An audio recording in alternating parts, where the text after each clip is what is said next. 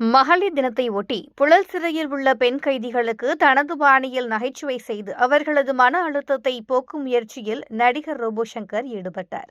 தொடர்ந்து தமிழ்நாட்டின் பல்வேறு சிறைகளுக்கு சென்று கைதிகளின் மன அழுத்தத்தை போக்க இருப்பதாக ரோபோ சங்கர் தெரிவித்துள்ளார்.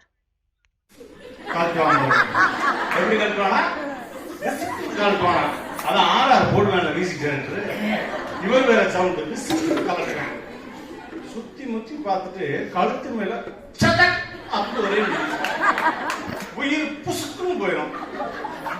அந்த அவனை கொன்றும் எந்திரிச்சுவாங்க, வீட்டுக்கு போக முடியாது.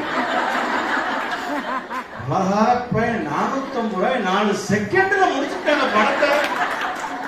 இப்ப நான் எப்படி ஒரு 2.5 மணி நேரம் உட்காந்து ஒரு எக்ஸ்பெக்டேஷனோட அந்த படத்தை பார்க்க யோசிச்சு பாருங்க. அதே மாதிரி தியேட்டருக்கு நீங்க போகும்போது பாருங்களேன், இந்த பெண்கள் பண்ற அட்ராசிட்டி தாங்கவே முடியாது.